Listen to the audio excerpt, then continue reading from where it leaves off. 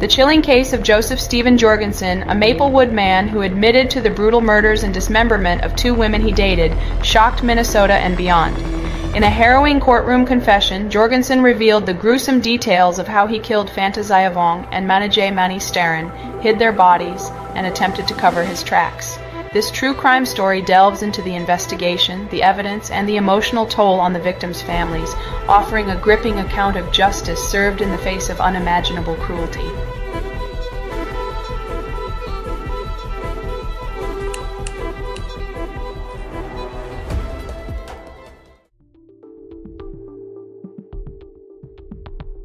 The case against Jorgenson began in April 2023, when Starren's father reported her missing. He expressed concern that she had been afraid of her boyfriend. Investigators soon identified Jorgenson as the last person seen with her.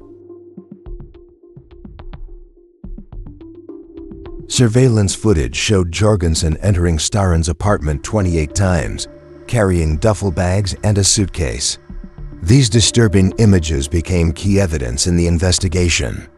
Days later, her remains were discovered in a storage locker in Woodbury. Building managers had complained of a foul odor from Starren's apartment. Jorgenson had grown aggressive when they attempted to enter. The situation raised further suspicion, leading authorities to review other missing persons cases.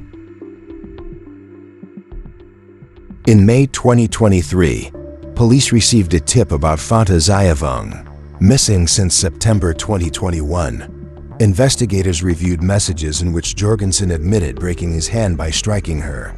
Witnesses recalled a terrible smell at his Shoreview townhouse. After Jorgenson moved out, cleaning crews found suspicious stains and a lingering odor. Authorities launched a deeper investigation. Soon, they discovered Xayavong's remains in a storage unit in Coon Rapids. The discovery was gruesome. Xayavong's body had been dismembered and placed in plastic containers. Alongside her remains, authorities found knives believed to have been used in the crime. Her hands had been bound behind her back. The similarities between both cases were undeniable. Both women had been attacked in private settings, their bodies concealed in storage lockers. Investigators concluded that Jorgenson had deliberately tried to cover up his crimes. Police arrested Jorgenson in June 2023. He was charged with Starren's murder, and later with Xayavong's killing as well. His history of violence and control had finally caught up with him. On January 3, 2025, Jorgenson stood before the court and pleaded guilty to 2 counts of second-degree murder. His confession detailed how he choked Starren after she asked him to leave. He admitted to being intoxicated during both killings. In Xayavong's case, Jorgenson confessed to repeatedly striking her before killing her. His brutal knee strike to the head caused severe trauma. As investigators listened, he revealed his method of dismemberment to evade capture. The prosecution emphasized Jorgenson's calculated brutality. His pattern of violence against women and his attempts to hide the crimes made him a serious threat. Judge Leonardo Castro sentenced him to 40 years for each murder, served concurrently. The severity of the sentence reflected the cruelty of the crimes. Prosecutors highlighted aggravating factors, including the intimate relationship between Jorgenson and his victims. His deliberate efforts to conceal their deaths further justified the harsh punishment.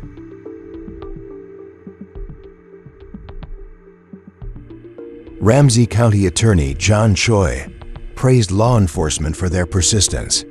He acknowledged the pain suffered by the victims' families. Their relentless pursuit of justice ensured that Jorgenson would never harm another woman again. Family members of both victims expressed a mix of relief and sorrow. While nothing could bring their loved ones back, Knowing that Jorgenson would spend the rest of his life behind bars offered some closure. During sentencing, Jorgenson showed little emotion. He claimed to regret his actions but provided no real justification. The courtroom remained tense as the final judgment was delivered, sealing his fate.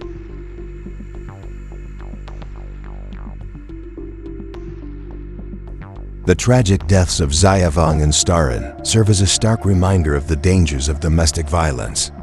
Their families hope their stories will encourage others to seek help before it is too late.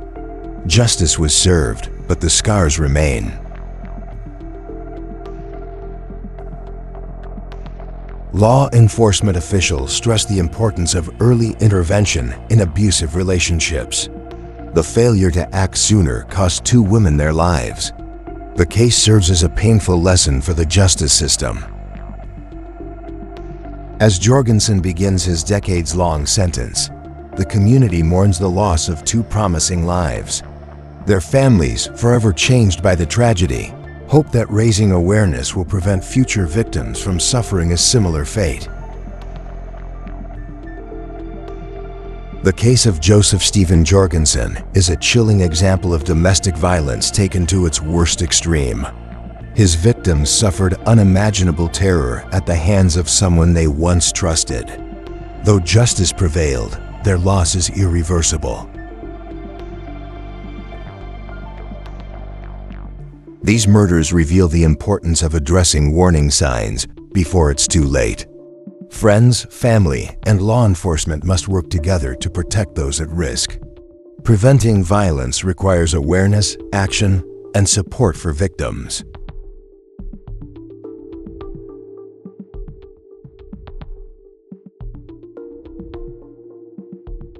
Jorgenson will spend the rest of his life behind bars. But for the families of Fanta Xayavong and Manijeh Starren, no sentence can bring back their loved ones.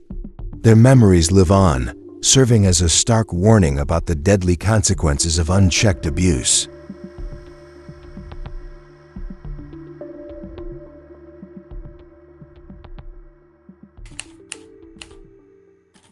Welcome in, everyone. Today we're going deep on a case that really shook up the community. We're looking at this double murder case involving Joseph Steven Jorgenson, using news articles about the crimes, the trial, and sentencing as our sources. Yeah, this is heavy stuff. Definitely sensitive. Yeah, absolutely. We want to handle it with respect, obviously. Of course, respect for the victims, Manijeh Starren and Fanta Xayavong, and their families, of course. I think what makes this case maybe even more significant is that it really shows how domestic violence can go from what might seem like small things to really awful acts. Exactly. And these women, they were more than just victims, right? They have lives, relationships, futures that were stolen from them. But looking into Jorgenson, the articles immediately show some red flags, wouldn't you say? Oh, yeah, definitely. I think what's really striking is that he had a history of violence. Even before this all happened, there's evidence, even messages where he admits to breaking Xayavong's hand. And, sadly, this is kind of classic, how abusers escalate over time. Yeah. It might start small, but it's a pattern. Violence leads to more violence. It's chilling to think about, but it's so important for anyone listening to know those early signs, to recognize them. What I found really disturbing is how similar the actual crimes were. The sources really point to a pattern, a scary one. Yeah, it's unsettling, the parallels. Both women attacked in private places, feeling safe. Starren in her own apartment, Xayavong at his townhouse, and then both their bodies end up in storage lockers. That says there's planning, a real attempt to hide what he did. Really tells you something about his state of mind. Yeah, and the articles, they get into some graphic details, like there's this surveillance footage showing Jorgenson at Starren's place going in and out, carrying these bags, suitcases. It's a really honking image. It is. And it wasn't just about hiding the bodies, right? Like building managers, they were reporting this awful smell from Starren's apartment. And when they tried to check, Jorgenson got aggressive, wouldn't let them in. It was like a desperate attempt to cover it all up, which obviously failed. Yeah, and then there's the discovery of Xayavong's body. The articles describe it as dismembered. Yeah. It's horrifying, the level of brutality. And that dismemberment, it's not just random violence. It seems calculated, right? Right. Way to make getting rid of the body and identifying it even harder. It adds a whole other layer to the psychological picture, you know? Thankfully, Jorgenson was caught in June of 23. He eventually pled guilty to 2 counts of second-degree murder. What does a guilty plea actually mean in this situation for people who might not be familiar with all the legal terms? Good question. A guilty plea here means he admitted to doing it, to the charges. So no trial, straight to sentencing.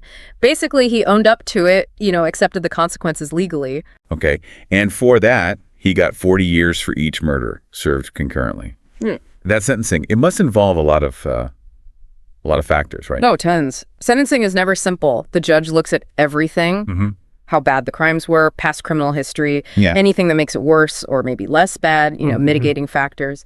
In Jorgenson's case, they probably focused on the planning, the brutality, the fact that it was an intimate partner relationship. Yeah. All those point towards a longer sentence. Yeah, it's complicated for sure. And while the legal part is done, the families of the victims, they're still dealing with this huge loss, right? Oh, absolutely, yeah. The articles, they have some of their statements. It's a mix of, relief that Jorgenson's off the streets, but also just overwhelming sadness, anger. Nothing brings their loved ones back, it goes way beyond the courtroom. It does.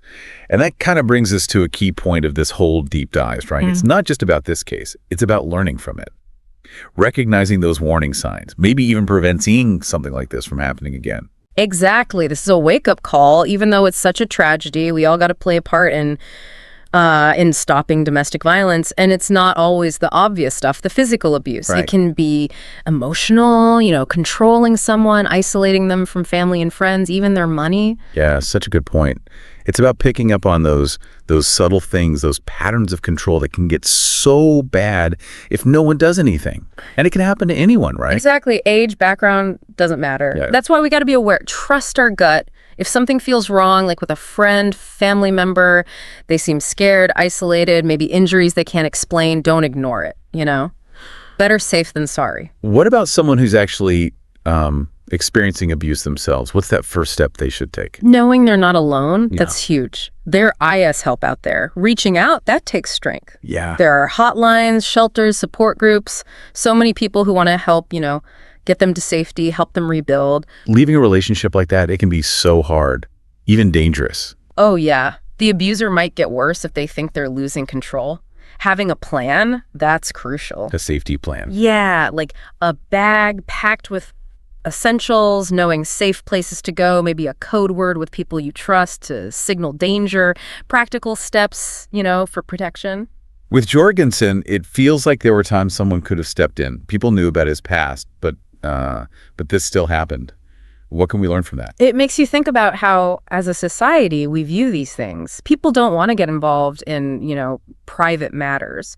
But when there's violence, it's not private anymore. It's everyone's problem. So how do we, as a society, get better at this?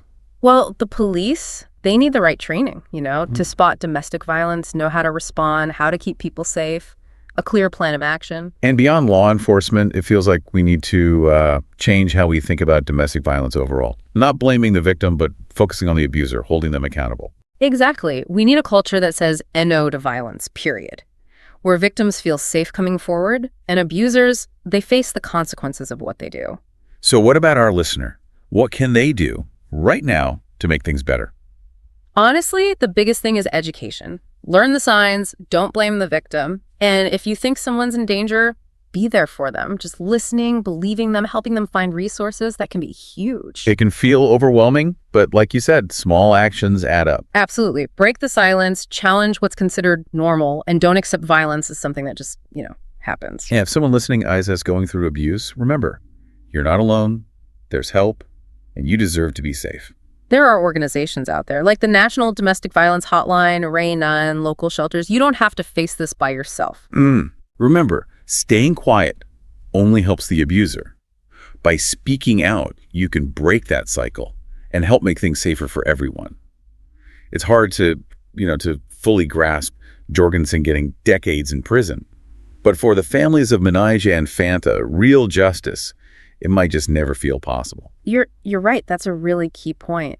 The system can punish him, but it can't fix what's broken, The scars, the lives that are shattered, the impact, all of it. That doesn't end when he's sentenced. That's why this deep dive felt important, I think. Yeah. Not just about one crime, but about seeing domestic violence as a whole. The signs, the ways the system fails, letting this happen again and again. And the most heartbreaking part is these murders and so many others, they could have been stopped. Maybe if someone had, stepped in sooner, seen the signs, or if it had worked better. Yeah, it's hard not to think about the what ifs, but we got to turn that into action, right? Oh, right. We can't change what happened, but we can learn from it. Work towards a future where this isn't so common. That starts with education, making people aware, building a culture where violence is just, it's not okay in any way. People need to know the signs, how to speak up, how to get help, how to support those who are, going through it. And supporting those groups working directly on this, right? Exactly. Shelters, hotlines, advocates, they're doing amazing work, but they need help. Absolutely. Even if it's just volunteering, donating, or even just, telling people about these resources, every bit counts. So as we finish up, I want to leave our listeners with something to think about. What can you do?